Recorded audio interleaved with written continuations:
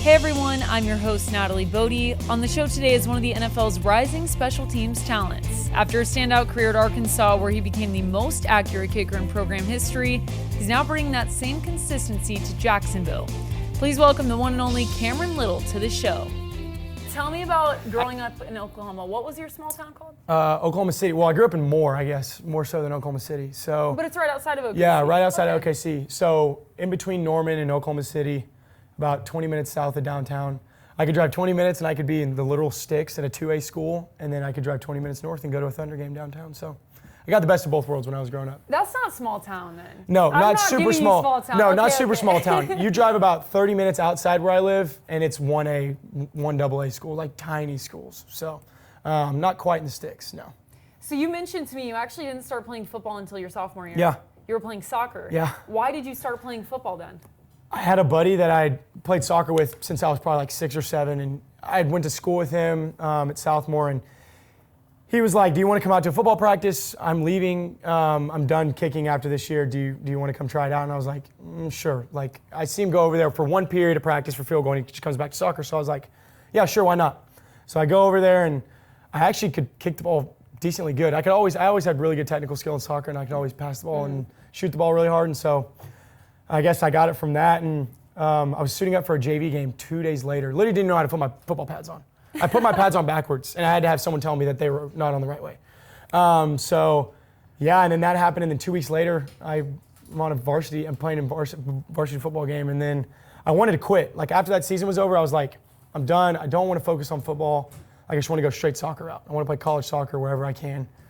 And my dad was like, I don't think that's the smartest idea. Just try and give it another semester of just spring ball. See if you can get better at it. And so I was like, all right.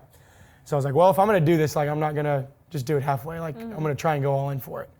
And so I'd go out to the field. I would sneak onto OU's practice fields, Oklahoma's practice fields, to kick on college uprights. And I would sneak out there like 4 or 5 times a week, just at night, and just go kick on the field and watch YouTube videos of other NFL kickers at the time or other college kickers that were really good, and just see what they did good and try and replicate it.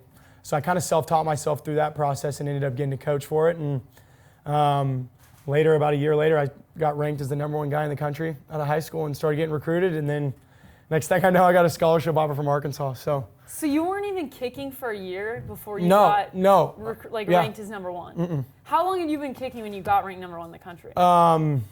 7, 8 months of just pure training. Yeah, probably from February to it was a fall, so probably November, December.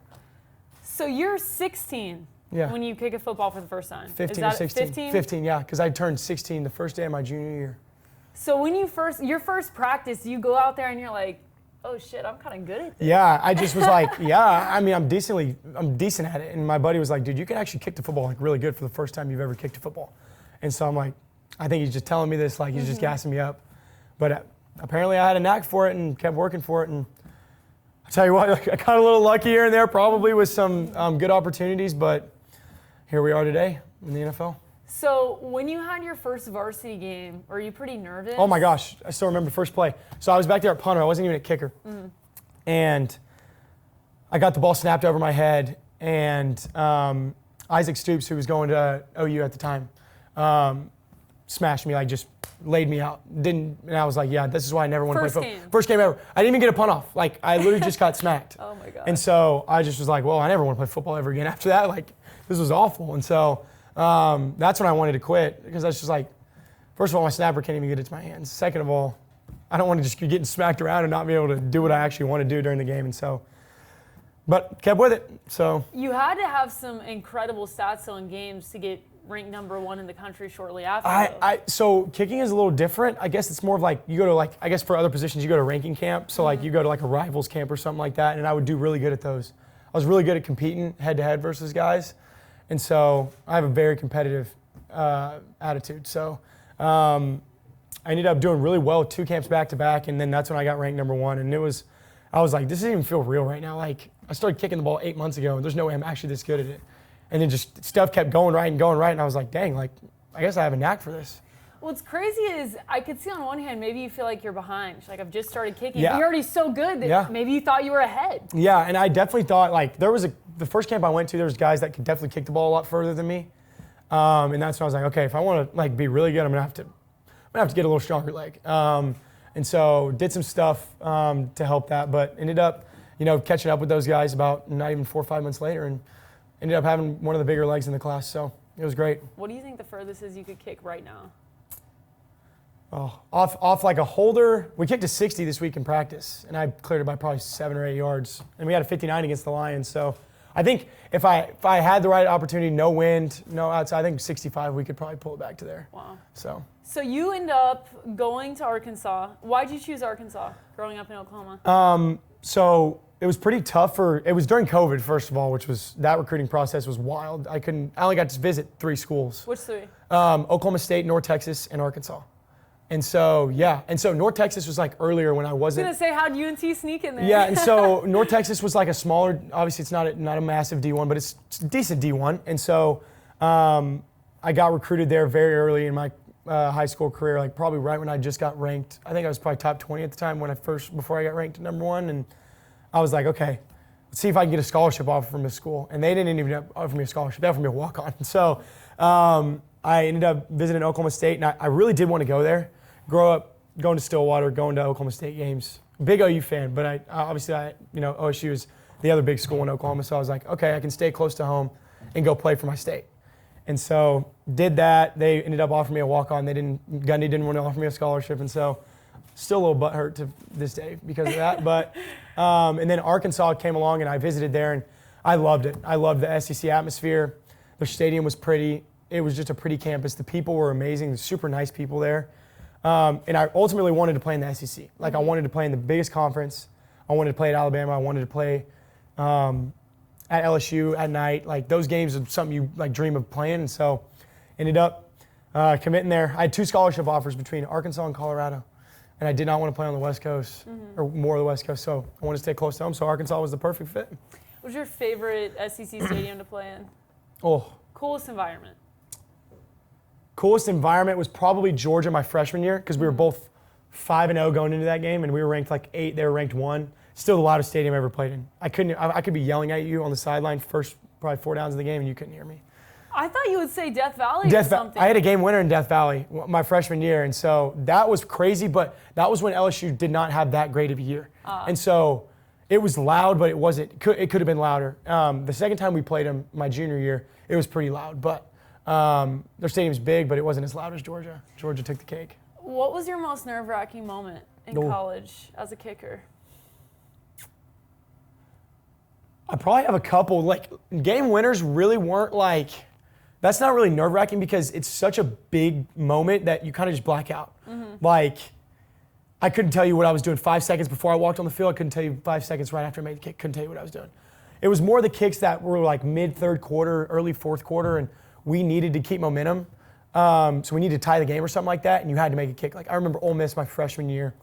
We had a 50-yarder, and then Florida my junior year, we had to kick a field goal to go into overtime to tie it, to even give us a chance to go into overtime.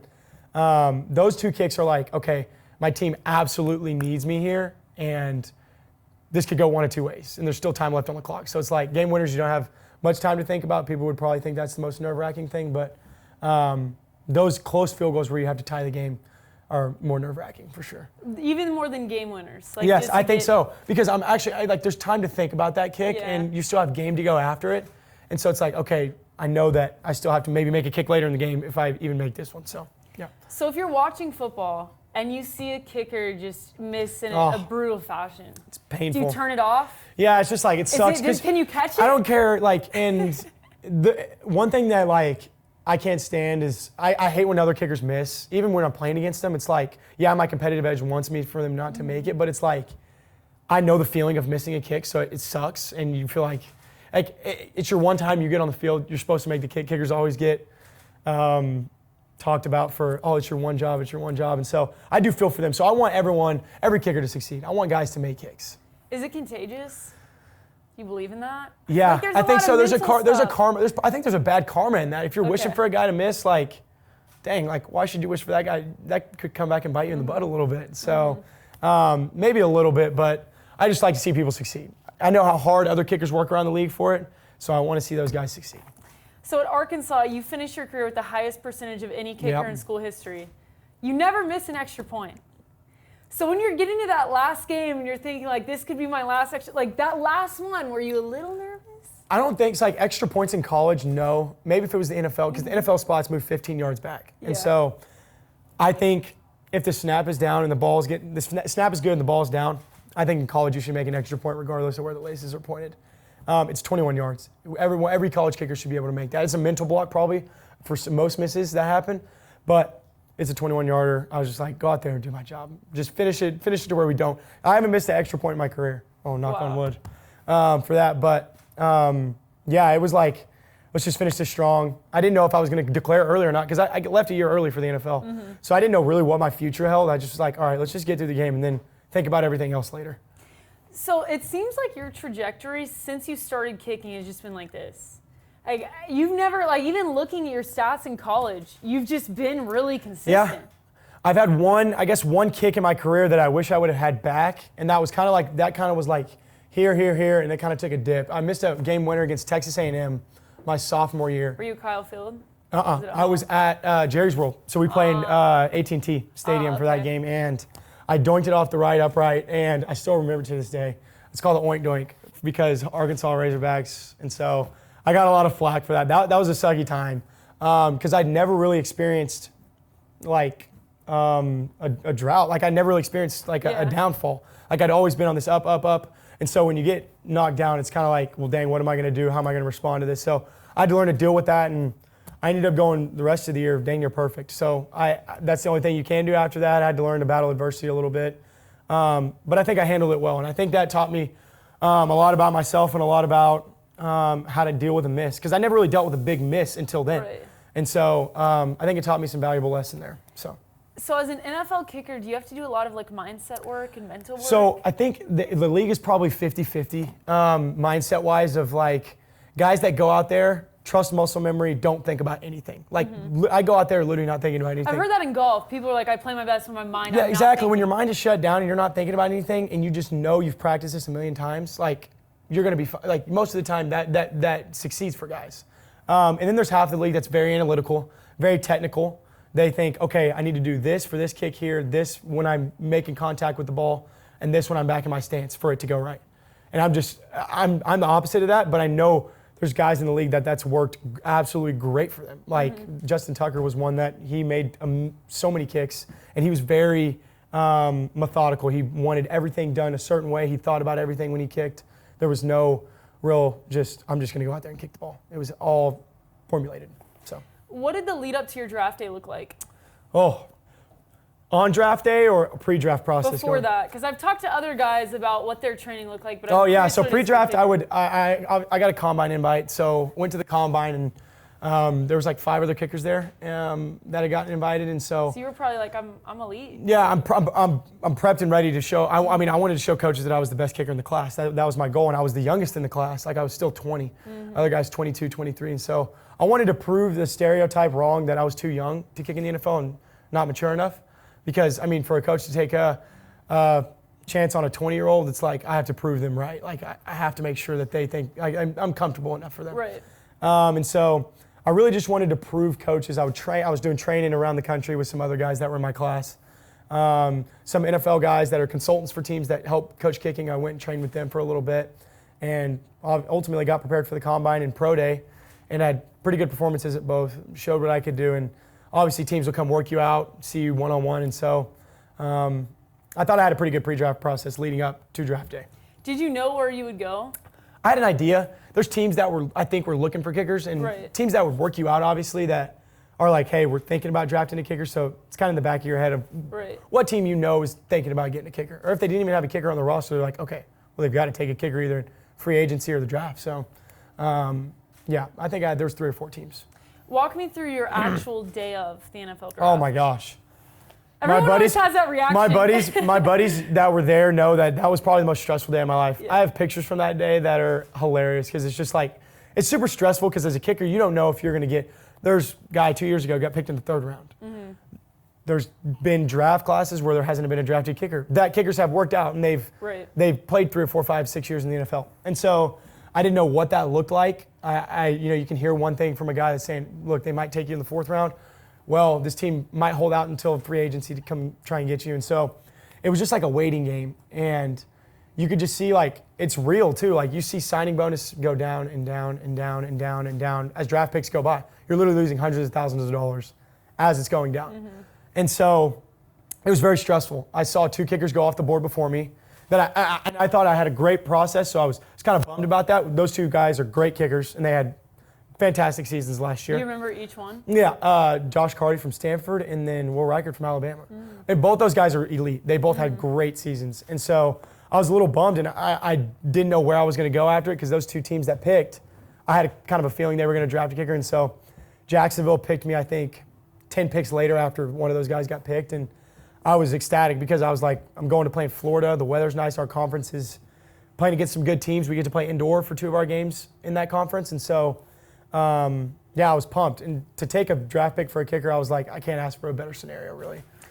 So in Jacksonville, the big splash was Travis Hunter, of course, will be coming. What was your reaction to that? Dude, I was pumped. So me and a teammate were actually, there was a draft party at the beach that we had to kind of interact with some fans, engage with the fans a little bit. And so we got that done, and we were just kind of watching the draft, and we traded up to 2. We had no clue we were going to trade up to 2. I had no clue. And so we traded up to 2, and I was like, that means only one thing. We got to take Travis Hunter, right? And the beaches were going crazy. They were pumped. And I think that's really cool because it brings excitement to Jacksonville. Obviously, he's a super talented player both ways. And so I think he's going to be a good asset for us. Him and Brian Thomas together. And we got another receiver in free agency, Diami Brown from the Commanders, who had a good UNC guy. Yes, UNC. I was about to say, UNC guy. Roommates actually with one of my good friends there. He's cool. And so those 3 guys, I think, are going to be electric. They're fantastic dudes, and I think it'll bring some excitement. What was your thoughts about? I mean, I personally, when I see all the discourse about Travis Hunter, what side of the ball will he be used on? People traditionally thought, maybe he would be this type of player in the NFL, and it's kind of flipped. People primarily see him as a wide receiver. What do you think about all of that discourse? Do you think he'll have a chance to play both sides? I think he will. I think I don't know much because I literally kick the ball through the yellow things for a living. I don't know much about football, but you're a football guy. It seems like he has a chance to play both. I mean, he's just a super you look at his athleticism and some of the catches he makes and some of the plays he makes, and it's just like, dang, that's different. He's a second overall pick. So I'm saying it bothers me when people just automatically want to be negative. Like, he's not going to play both sides. Like, at least give him a benefit of a doubt for a little bit there. And I think he's going to help us both sides of the ball. Yeah, I would guess. I'm really excited to watch. Yeah. Did you have a welcome to the NFL moment? Do kickers have those?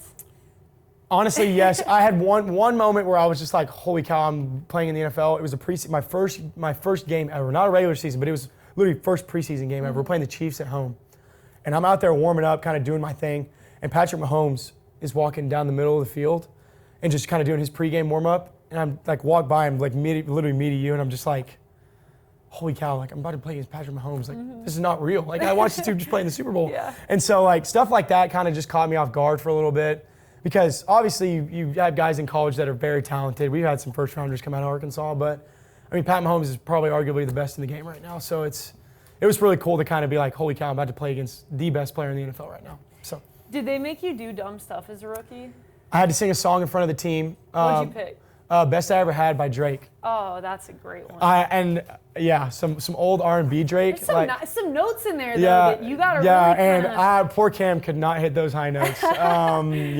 But did you buy in? Like, did you go all in? Oh, I went all in. Yeah, okay, I have to, because if you don't, you just kind of look stupid and yes. you sound bad. At least I kind of looked funny, but still sounded bad. So, I did that, and people were kind of caught off guard, I think, for me choosing a Drake song instead of some country song. But so you're definitely a Drake over Kendrick guy?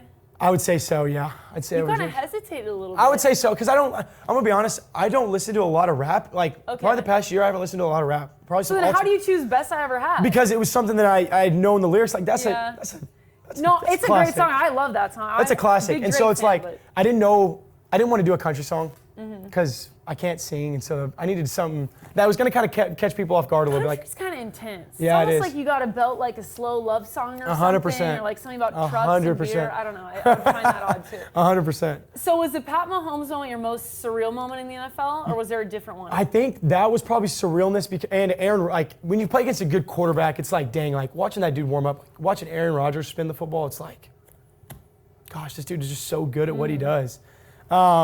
But I guess on the field for me, I made a game winner against the Colts this past year for our first win, and that was just like, I'm dead serious when I tell you this. I don't remember what I was doing 5 seconds before that kick, 5 seconds after, because you just black out and you trust, like, it's straight muscle memory at that point. It's like you go to fight or flight mode. Like if someone came and robbed your house, you won't think about what you're doing before you do it. You just know what to do. And that's you feel the same like, when you kick. Yeah, it's like that's what you should, like, you just got to train your mind to do that. And so it was really cool though. We got our first win. We went to London for 2 weeks after that for 2 games on the road. So that stretch was just like, dang, this is really cool. You didn't get any more nervous when you were kicking in the NFL? No, honestly not, because the fans in college are, like, you ask a lot of NFL guys, and fans in college there's 100,000 fans. I mean, absolutely, besides maybe a handful of stadiums in the NFL, which do get credit, Buffalo, one of them. The stadiums in college are crazy, ridiculous. It's insane. Did you buy anything fun after you got signed? I bought a Ford Bronco. I got a Bronco. Ooh, that's I got a a Bronco. good selection. Yeah. I like that. I got a Bronco. I had to. Being at the beach and stuff like that, I feel like I kind of had to. Perfect for Jacksonville. I know, yeah. But other than that, I kind of just put a lot of money away, invested it, and then got to work. Needed to make more money before I could spend more money. So. No, I get that.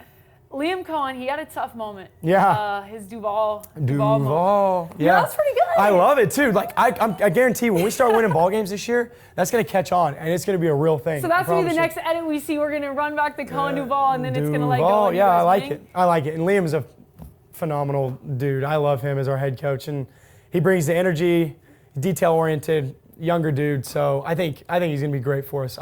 I've loved him ever since he's gotten in the facility. So. Can I hear your Duval one more time? Duval. That's pretty good. That's pretty good. Karen, thank you so much for coming on. Of course, thank you.